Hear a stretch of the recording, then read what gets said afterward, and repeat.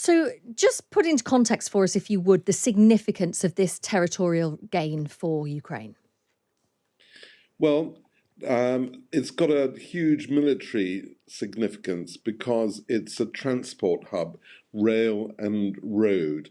It's now enabling Ukrainian forces, which last month in September, captured huge tracts of the area to the north of Lyman in the region of Kharkiv, which had previously been occupied by the Russians. They retook that in a very swift and surprise operation, and now they're moving south, and they're moving steadily towards two of the areas that the Russians thought that they had mostly secured, in the area called Donbass, which comprises of two provinces, Luhansk and Donetsk. And the Ukrainians seem to be advancing further, and they've got the Russians on the run.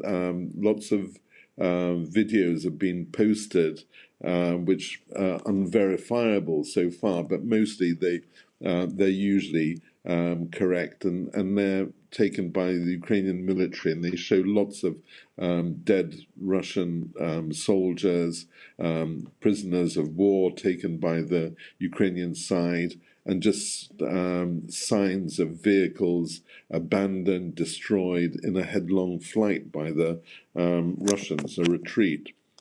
It's interesting. I was reading a statement from Russia yesterday, and I thought it was unusual. I'd be interested to get your thoughts on this. They said, despite the losses suffered, having significant superiority in forces means the enemy brought in reserves and pressed on with the offensive. That's quite unusual, isn't it, for Russia to term it in that way?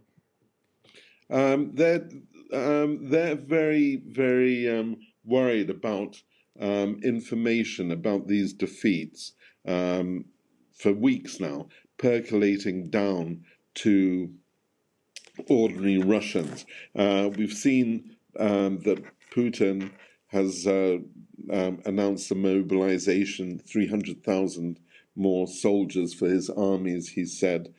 Some people think he wants more, much more, 1 million or so. And that's seen tens of thousands of Russians of military age flee any way they can. Coming on the heels of a big extravaganza on Friday where Putin incorporated 4 areas that Russians occupy to not completely, but to smaller or larger extents. There was a grandiose ceremony in the Kremlin where he said these are now forever parts of Russia, and we can use, he hinted, nuclear weapons to defend them. And then the very next day, this humiliation happens. So the Kremlin kind of news spinners are working overtime. Let's also talk about another development. We talked lots about the nuclear plant in Zaporizhzhia. We now understand the head of that plant has been detained. What details do we know? We don't know very much. We don't know where he is. We know that on Friday he was in his vehicle